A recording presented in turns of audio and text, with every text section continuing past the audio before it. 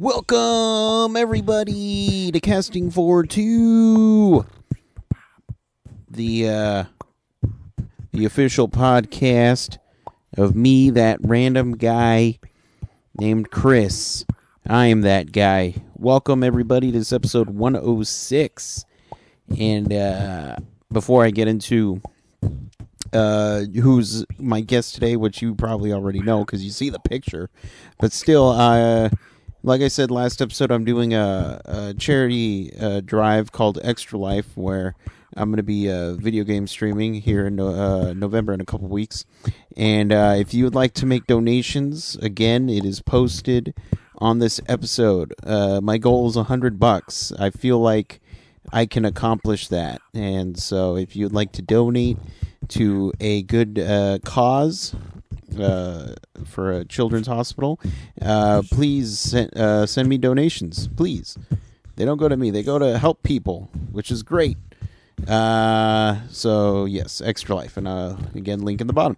But let's get into my guest. My guest today is the amazing Samantha Ireland, and she works with she's an actress, but she also does a lot of work with Rooster Teeth. She's done Red vs. Blue, which is the longest running web series around.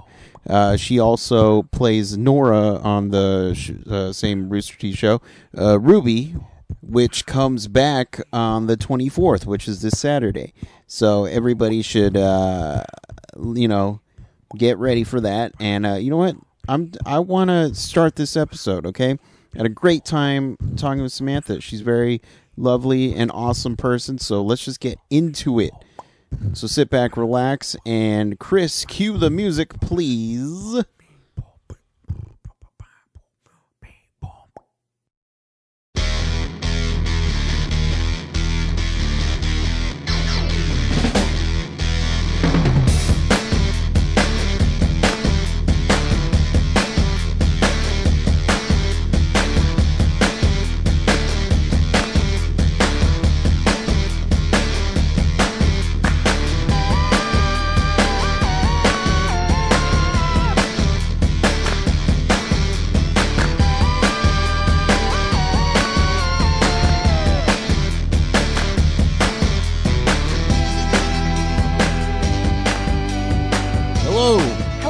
We did it! Yeah!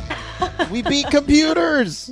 It only takes so much time, too. I know. You know, I've, these past couple of months, I've been having computer issues with my main computer dying, and then me having to use new programs, and then the new programs not working.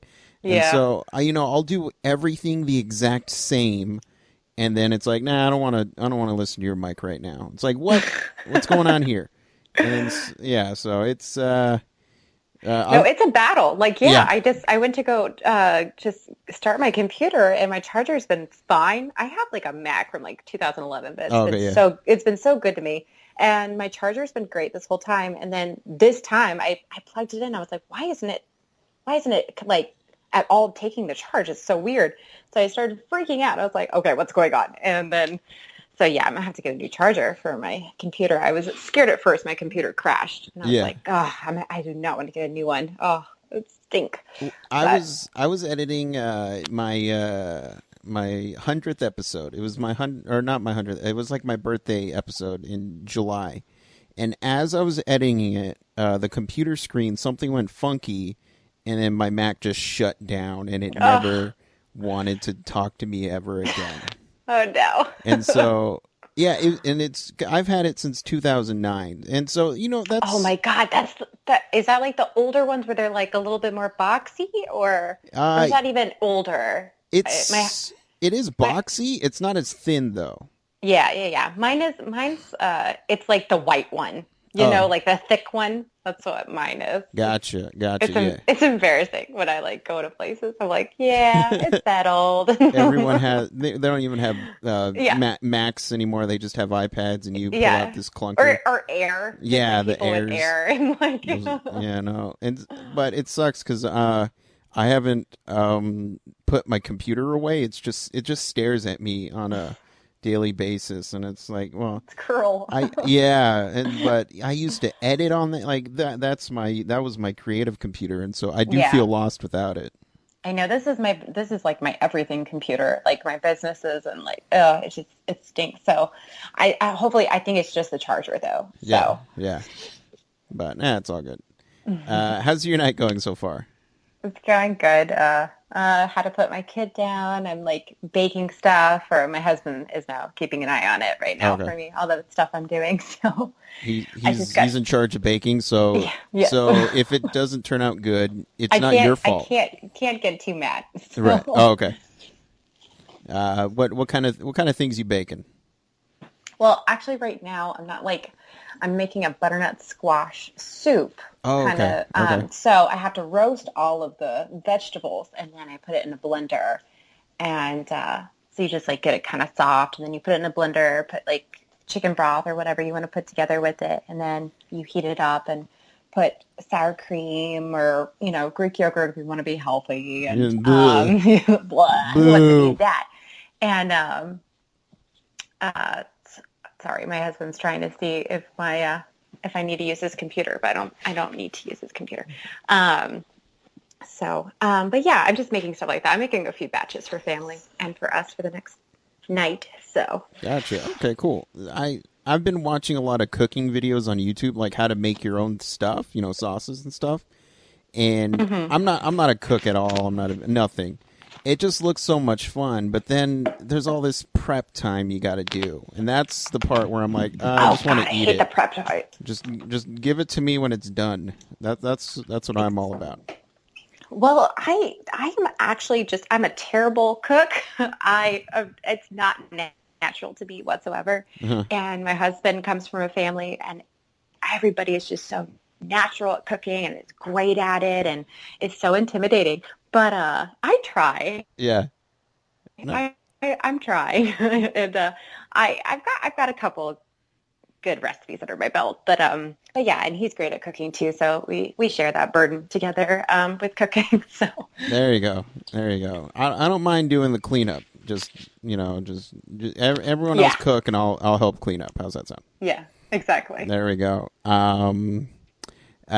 So this is a loose show if you haven't noticed, Yeah, where we talk about cooking. It's all yeah. cooking, and I want recipes. No, so I would like to talk about your acting, your voiceover background. Where I'm always interested in where that certain bug gets you at what point in your hmm life.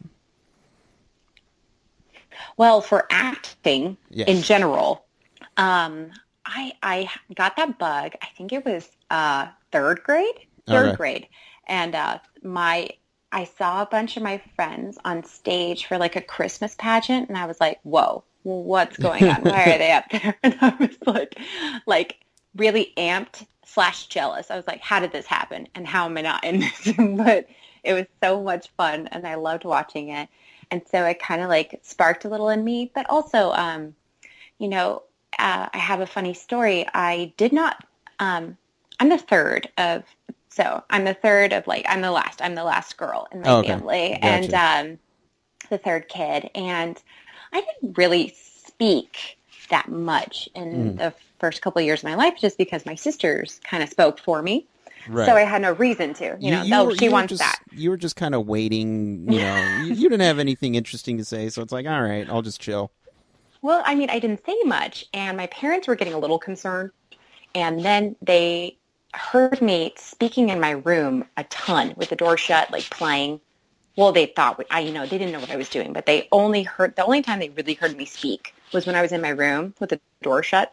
And so after a while, they're like, "Should we take her somewhere?" And they're too nervous to talk to the doctor about it. And they're like, should we take a child psychologist? Like, should we take her there?" And so after like a good year of that happening, I was probably like about five or Hmm. like 4 or 5. I finally just like one day I walked downstairs and I brought all of my dolls and stuffed animals and I just started performing plays for my family like once a week. And so I locked myself up in the room and I never spoke.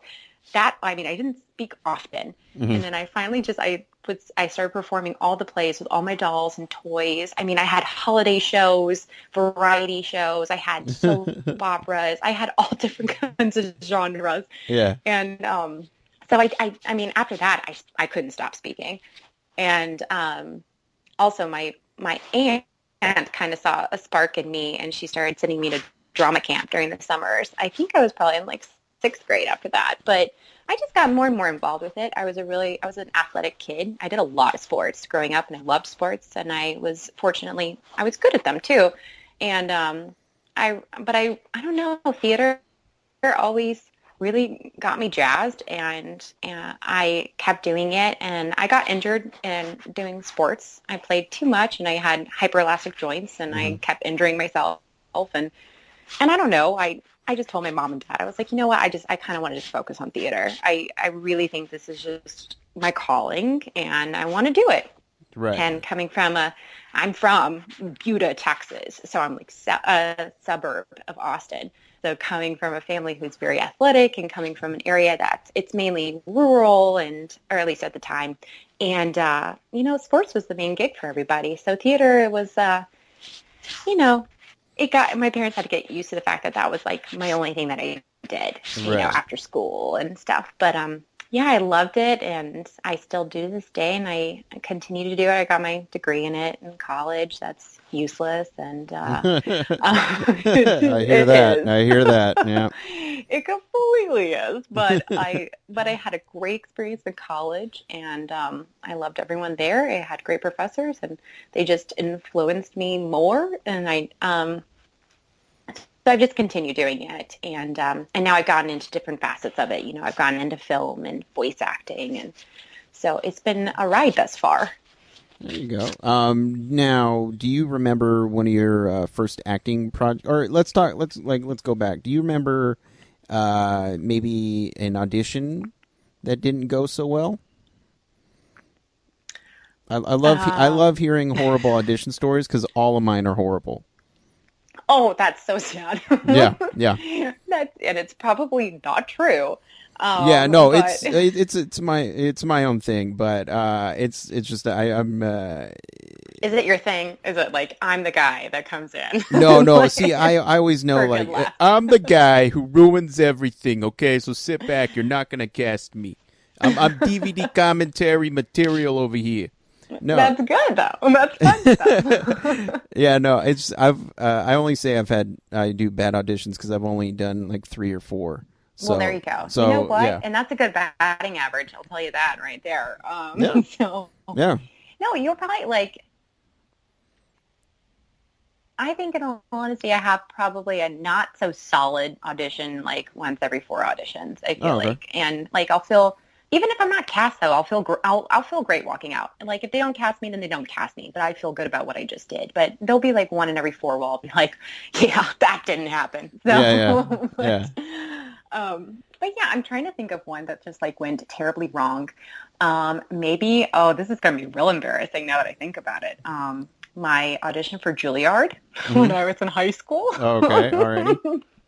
Pretty sure I did a Greek tragedy audition Uh-huh. from Medea, M- which I don't know why I did. Tyler Perry's Medea, right? Yes, exactly. You would think that would be cutting edge, but Right. it wasn't really. No, It's it cutting was. edge today whenever he Yeah. does it. But yeah, no, it went just bad. It was way over dramatic. It wasn't honest. It was me schmacting, and Hmm. I had a lot of people really excited for me that I got an audition for Juilliard, and I just blew it. And you know what? In the end, it was for the right reasons, Right. and doesn't mean I wasn't good enough, or even if I wasn't, it wasn't my thing. I've come to realize that classical is just, I'm not well trained. If Right. I was Yeah. more trained, maybe I would be phenomenal at it. Maybe I would be absolutely terrible, but it's also not my thing. It really isn't. So yeah, it was a blessing in disguise, but I mean, it was an embarrassment. Like thinking about it years later on, I was like, oh my God, that was awful. I Yeah. spent money to go to Chicago to audition for this school. It was Well, I awful. mean, at least you So got to see Chicago, right?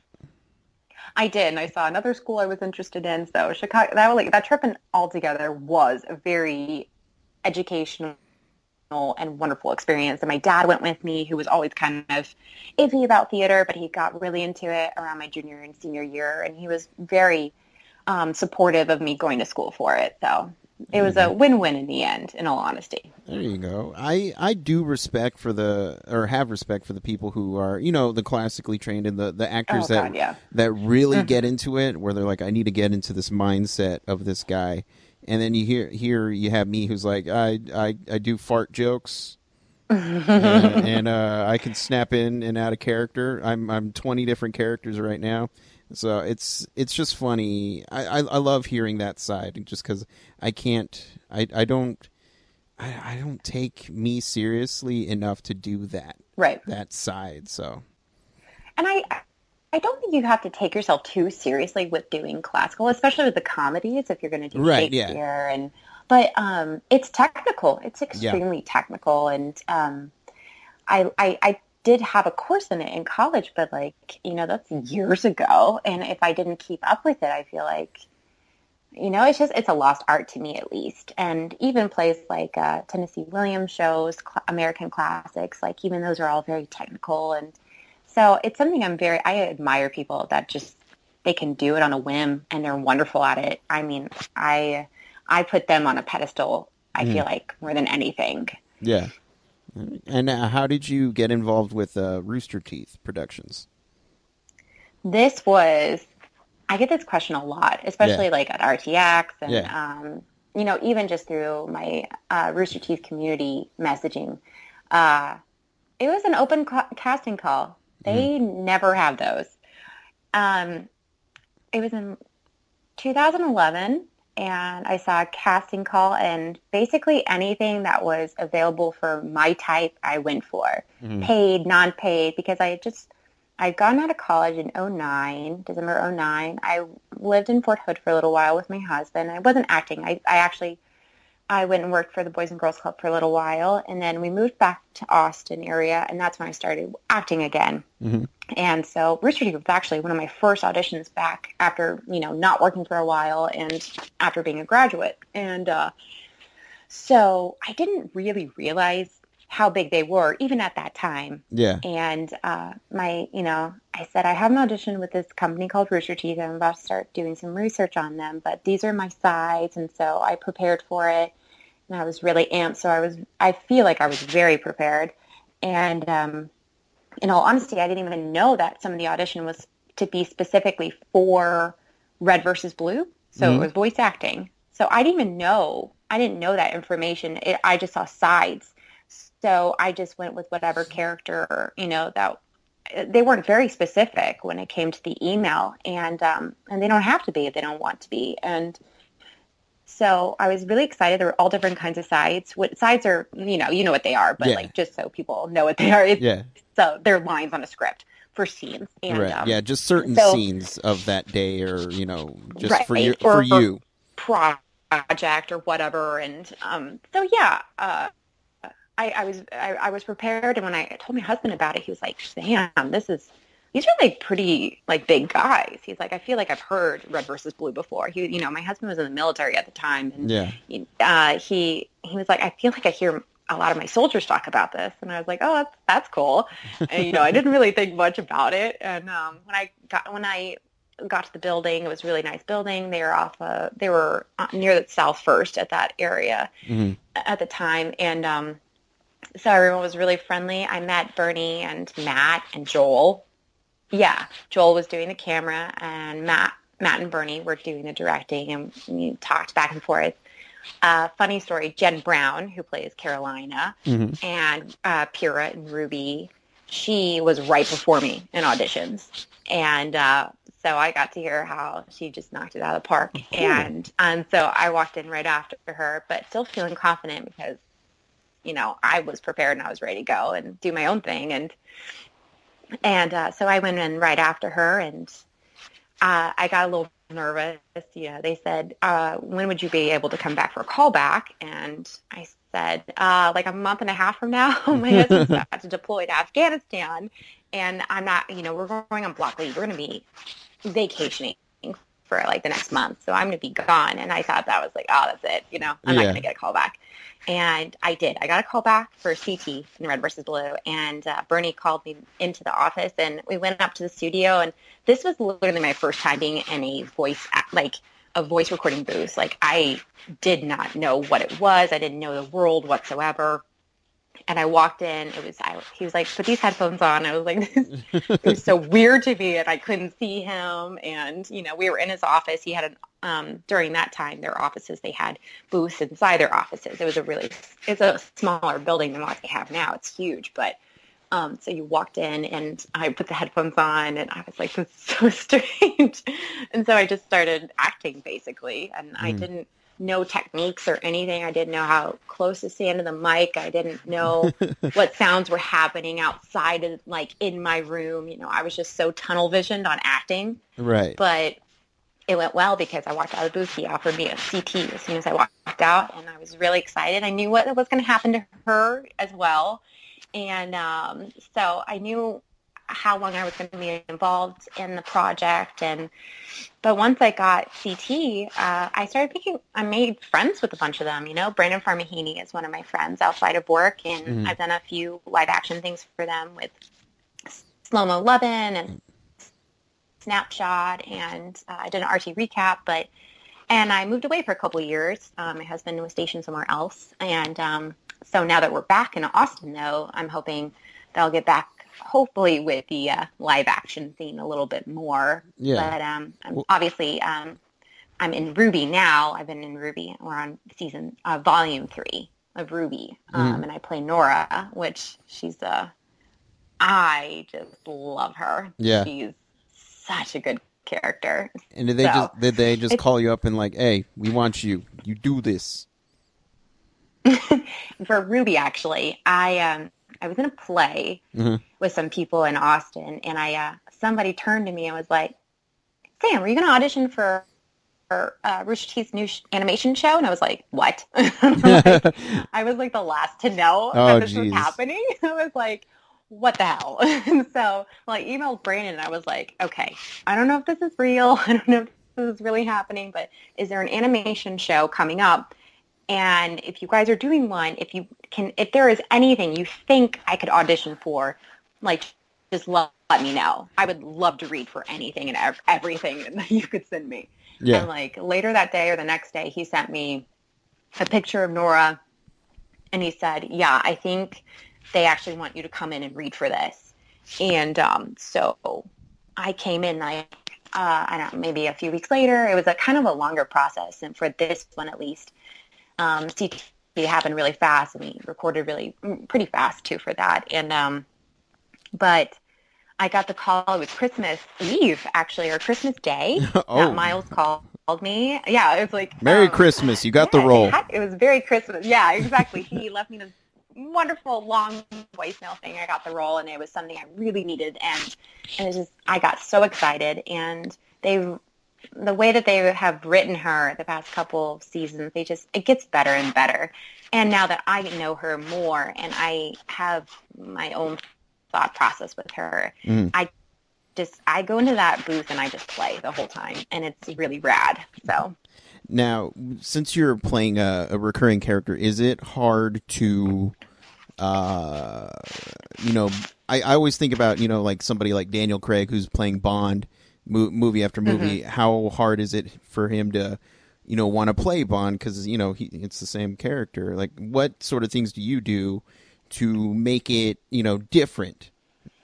Well, I try to keep up with consistency at the same time because, in my speaking volume it's a lower register than what Nora speaks.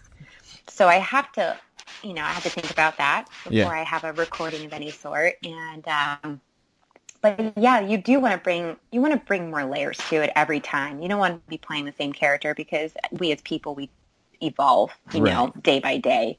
And, so It's really the writing does a lot for me. I usually get my scripts a few days before, or, I still do. I was living out of town, so I did all of my recording in a recording studio away from them, and we would Skype. And so There we they'd go. watch, we would Skype while I recorded. They would just put themselves on mute while I recorded the lines. They'd give me my direction, so I'd have the script a good day or two before, and I get to read over, and I get to know what the world is happening, where Nora is at, specifically with Ren or with our team, and so I have a good feel of it. And as the writing evolves, the character evolves as well. And I try to bring anything and everything, especially with this character. I bring highs and lows and quirky and not quirky, straight and crazy, because I feel like she's all over the map. Right. And that's what's so fun about her. With CT, I felt like she was very focused on her goal and very serious. She joked a tiny bit, but Nora, her life is like, it's a sandbox. She can do whatever she wants with it. And so I kind of do whatever comes to my mind before and like while I'm there, because on the spot it's like spontaneous. I'll think of something and I'm like, oh, let's do that. Or Carrie or Miles will say something, and then we like kind of go off on that, and they always have stuff that they want me to do before. Very specific, not line readings necessarily, but they'll say specific emotions they want me to try to emote through my voice with the lines. So. Okay. And is there a certain way you get into character, whether it's, music or, what you just have to sit quietly in a room? I usually listen to her, a couple of the lines. People are really kind. I will say that. Like, with YouTube, people will just splice up just your character's lines. If it's awesome. They'll make your own demo reel right there. I used that for my demo reel, and it was so convenient instead of going through all of the episodes and trying to find it and downloading it. Oh my gosh. Because, there's only so much they can do with all the hard drives that they have at Rooster Teeth, that they can send me that information. And, instead of asking for it, it's there on the internet. I just take it and I use it. And, that's probably terrible. I'm saying this right now, but we all do it. And, yeah, people have spliced up all my lines together for Nora, and it's so convenient. And so I'll listen to that a couple of times, and I'll just read over Wikipedia too on anybody who adds more information about her. But like the day of, I drink a lot of water. I try to only have like 1 cup of coffee. I usually only drink 2 a day, but coffee is so dehydrating, so it's not good for your voice. And I start warming up kind of in the morning. I try to do recordings later in the afternoon where my voice is really warmed up.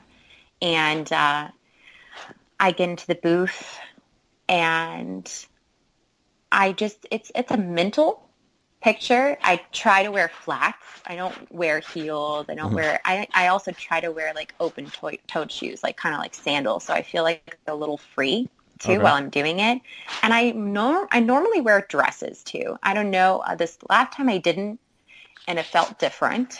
Okay. But I usually wear dresses with her, and because she has a combat skirt, and it puts me a little bit more of like her physicality when I think about her throwing her grenade, doing a grenade launcher, throwing her hammer and flying on it. I see all those images while I'm saying them, all of my lines. So, yeah, I definitely felt a difference this last time. And also I was with them, which was strange, because I'm usually in another recording studio states away, but this time I actually got to be in the booth with them in Austin, which was really wonderful. / all of a sudden I didn't know how to read, and I was like really awkward and terrible at the booth. I was like, I swear, guys, I'm a human being, but for some reason I'm not at this moment. You should have told them to go away and call back on Skype. Yeah, I know. Can we just Skype in real quick, please? That's how it felt. It really did. Well, so it was announced that RWBY's coming back on the 24th. Mm-hmm. I don't want any spoilers, so can you give me a quick blurb of what we should expect? A lot of fun. Okay. A lot of fun for sure. And listen carefully. Listen carefully. Things are happening, and I feel like if you're not listening as well as you should be, Mm-hmm. as well as someone who's engaged, you're going to miss something, and you're going to be like, wait, what? And you're going to see all the comments, and people are going to be talking about it. And you're like, wait, what? What did I miss? And so listen carefully, but it's going to be a lot of fun. And I mean, with the trailer, did you see the trailer I or did, at least the yes. clip Yeah, that the they clip. showed I saw on the clip. Nerdist? Yeah, and then Rooster Teeth obviously posted it, but yeah, just it's beautiful. Mm-hmm. It's gotten more beautiful over time, and we can thank Monty for so much. Yeah. And it's really wonderful to look at all of the um, amazing imagery and just really badass weapons that are happening and characters and fights, and just the world itself it's come so far, and Mm-hmm. it's just really amazing to see as not only a voice actor but also as a viewer and someone who does love it, because you can be a part of a project and not be proud, but Right. I'm so incredibly proud that I get to be a part of this, and it's just really rad. That's all I can really say about it. There you go. And I'm gonna, I always like the guest to plug anything else or talk about anything else that they want. This is your time. It's all your time. Oh, I'm gonna give okay. you I feel like 50 I've been minutes. nonstop talking this whole Well, time. good. I mean, But it'd be a pretty bad podcast if it was just like quiet. true. Yeah, but yeah, dead silence for like a good 30. Oh, that'd be I was awful. kind of hoping it would be fun to do video because you would just see a video of me talking and then like the inside of your ear or however you have the phone. Yeah. That would be interesting. I have a headset on. I have my Oh, Marshall's okay. Okay. headphones on, so it's not too strange looking. Oh, okay. But I am like sitting on the floor though, because that's just the way I groove. So okay. Anything I want to plug in now? Like, I Yeah. don't know when you're gonna post this, Oh, but this is going up the week of the 24th, probably on the 20th. on the 20th. Yeah. Okay.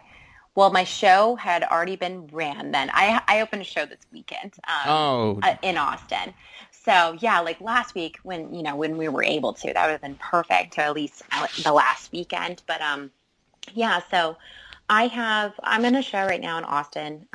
This is just for you because you're in San Antonio, aren't you? I am in San Antonio. So I've been to RTX twice, and I've always kind of tried looking for all the voice actors. yeah, it's hard to find us because we I don't know what like you guys look like. Yeah, exactly. We all look like each other. Like, Yeah. you know, the only reason why I can ever connect with people is Twitter's been really good to me. Like this past RTX, I was able to find connect with a few Nora cosplays, and so that was really awesome. And but and just signings, but most of the time the people that I'm signing with are the people that everyone wants to have their stuff signed by. So it's like they're like, who are you? I'm like, yeah, I'm Sam. Yeah, it doesn't matter. So I'm Church.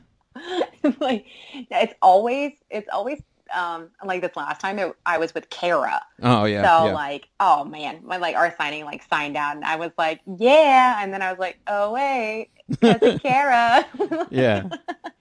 So that made sense, and I'm Yeah. pretty sure people were talking about it on Tumblr at one point. They're like, I felt really bad for, I think her name's Sam Ireland. Oh. So yeah, it's just humorous. But yeah, so you're in San Antonio. Mm-hmm. Yeah, I have a show in Austin coming up. It's a play, and it's really cool. It's out of somebody's house off of Mary Street, and it's like a cool little area of Austin, and it's BYOB because it's out of somebody's house. So that's always rad. Yeah. But yeah, it's a little bit more of like an experimental play. I think there's only going to be like 12 people in the audience, and the fourth wall is broken, so we talk to you guys the whole time, and it's going to be dimly lit, and it's a really beautiful poetic and melancholic script. Mm-hmm. And I really like it, and I love this character. It's a lot like me, all the good and bad parts of me. So it's been really fun to play with. And so we're going to run that for the next 2 weekends. We open Friday, which I'm anxious / excited and all that stuff. So all that good stuff. And but my husband and I actually have decided that we are going to start a production company. Hey. And yeah, he's been pushing me forever, just, to do it. He's like, do it. Come on. You have an opinion. You have amazing talent, as well, amazingly talented friends that can do anything and everything. Yeah. So just use our resources and, make amazing stuff. So I can't say the production company's name because we're in the process of getting an LLC, and I don't want anyone else to take it. Right. So, Don't worry, I won't take it. Yeah, but yeah.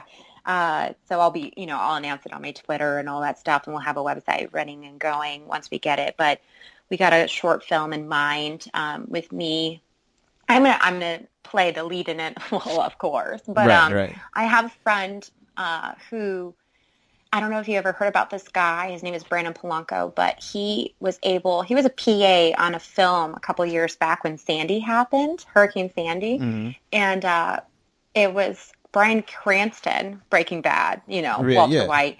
He was in the film, and they couldn't do production for a couple of days. And so he kind of just asked the PAs if any of them were writers and if they wanted to write a script, and whoever he chose he would be in a short film for them. Mm. And he chose my friend Brandon. I've known Brandon since we were freshmen in high school. Cool. And so he has a short film that he wrote and directed that stars Bryan Cranston in it, and it's great. Awesome. Another reason to like Bryan Cranston. Thanks a lot. I know, that bastard. Can't get a break. I know, an incredibly generous and wonderful human being. And my friend is so talented, and he's an amazing writer. He's writing a book right now, and so he's writing a script. I'm just helping mold it with some ideas that we kind of brainstormed together on what I want, the message that I wanted to send out in the film. Mm-hmm. So we're writing that right now. He's writing it. I'll be molding it, and then we'll get into the production stages of that, and we'll probably be filming that one in the next couple of months. I'm hoping to get someone really good as the co-lead in it as well, and then we'll be sending that out to festivals, just kind of getting our, toes in the water, and also using it as to get some more investors involved. But I also have a friend of mine wants to get a feature out there, and once he heard that my husband and I were starting a production company, he got eager for us to read, and so we read a script, and so hopefully we'll have that in the workings. If all goes well, hopefully we'll be filming that in the fall of 2016. Mm-hmm. And so starting my own production company, I'm very excited about. Everyone does it, but I don't know. I feel very confident, and I feel really good about this year. Yeah. And being back in Austin specifically, my husband and I, we just moved back late July. And I have meetings with a lot of great agencies in the area, and hopefully I'll have a really great agent by the end of the month, and my show will close, and I can focus more on film and just getting my own stuff out there. And so I think that's all I need to plug necessarily. Okay. But so everyone can yeah. expect good things coming up. I hope so. I normally have, I'm pretty like even keel. Like I feel good, but I don't know. I feel like really confident in the next coming years with this. Especially my husband is amazing. He's got a huge business mind. He's doing a lot of independent consulting right now.